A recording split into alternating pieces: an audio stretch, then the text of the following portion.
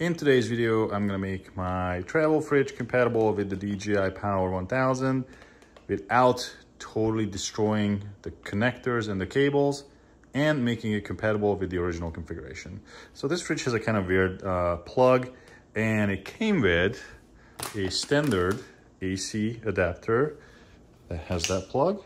And it also came with a cigarette plug adapter that has the same plug, which I already removed. So I used this in a direct connection to battery before in the car, but I still have the original cigarette light plug. So I still want to keep this, and I still want to put this cable back and solder it back. But what I want to do is actually cut this off right about here and add XT60 connectors that are the same as DJI is using on their SDC cables. I'm gonna cut this, and on the long side with the weird connector, I'm gonna put the male, and then on the cut off side, I'm gonna put a female that matches the DJI cable. So I can still plug it back together and use it in the car with the cigarette plug for the original fridge. Or I can just disconnect it and plug it in to this cable, which is the DJI XT60 cable compatible with the DJI Power 500 and 1000.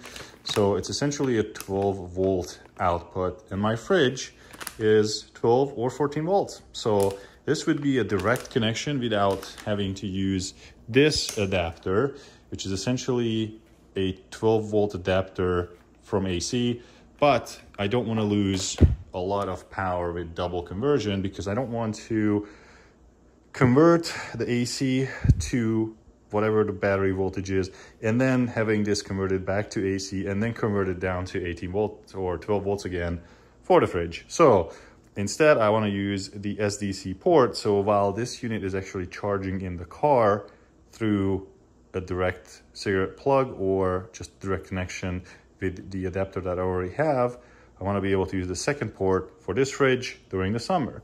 So I'm going to solder this whole thing together, but keeping it mostly original so I can still go back to the original setup, and hopefully it will work.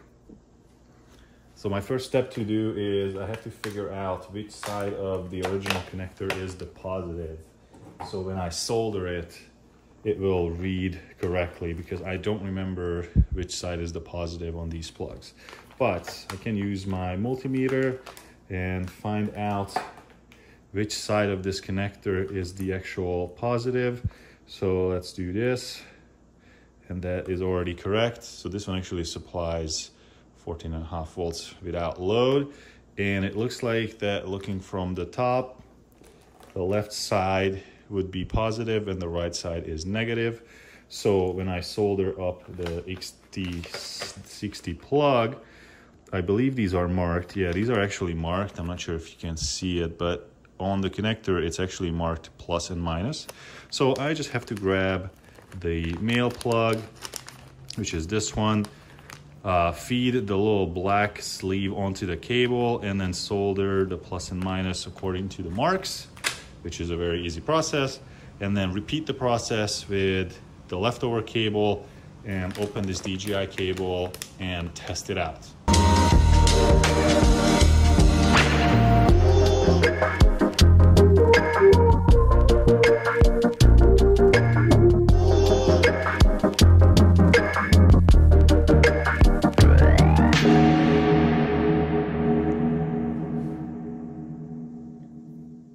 The plug for the fridge cable is done.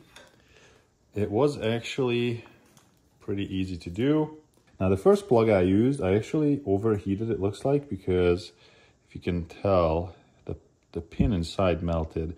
So I just gotta be careful not to heat it too long because this yellow plastic melts and the pin will move if you put too much force on it. My solution was to plug in the other side as I was soldering it the second time. I actually only did it halfway through. So this is also not perfect. One of the pins is slightly misaligned, but it still plugs in and it is still secure. It just doesn't seat all the way correctly. If you look, this side has a little bit bigger gap than the other one. So unfortunately, a cigarette plug did not make it. It is actually pretty cheaply made, and I melted it in the center, and I realized that it doesn't actually have a fuse. This one, they cheated. They didn't put a fuse in the center. So I decided I don't want to use this because this is a safety hazard. So instead, I just cut the cable and I made one side, which is the female side. So I'm gonna order a DIY cigarette plug on Amazon that is fused, and I'm just gonna connect it to this side. So the mark side where the text is positive. These cables turned out actually better. I changed a little bit of settings on the soldering station, and I put more flux paste onto it so it actually connected faster than before.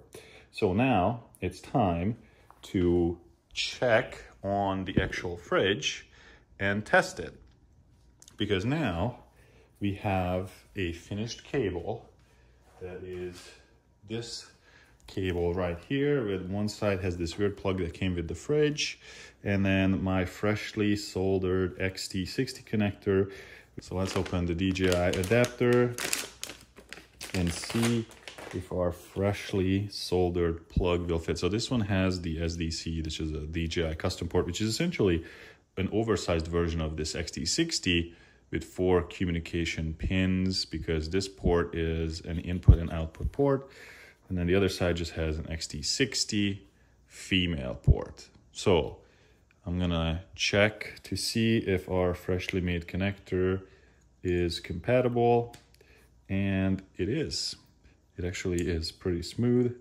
So even though I slightly melted the disconnector too, which I can see in the inside a little bit, the pins are correct and they connect, and it is secure.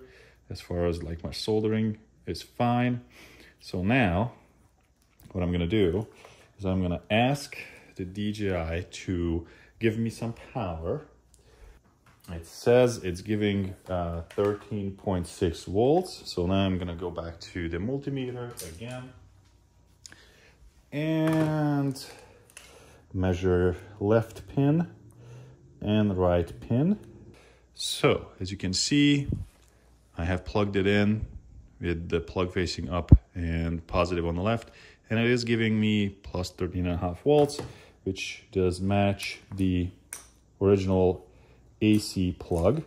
So nothing's left but to actually plug this in into the fridge. It should make a beeping sound. That's good. That's a very good sign. And I can already hear the fridge moving. So this is a real compressor fridge with refrigerant, just like an AC in a car, and it is working. So it is receiving 12.5 volts. This always kind of read low compared to what I was outputting before. So I got some drinks in here and I'm gonna let it run. And so our usage went up to about 150, 60. You can see how the compressor is cycling. So it is putting out 13.6, which is what I measured. That's what the DJI Power unit says. It is working. So I think this is a successful project, because now when I have the DJI Power in the car and I'm charging it through the other port from the cigarette lighter, I can charge it while keeping the fridge plugged in, and the fridge will turn on as needed if I have it in the trunk. And even if I turn the car off, this will still be on and it will supply power while I'm not driving. And sometimes I have to drive, 5 hours to a location or something. So I spend quite a bit of time in the car. So it will definitely charge up, stay up, but keep the fridge on when I'm stopping and actually working throughout the day. So I think this is a success.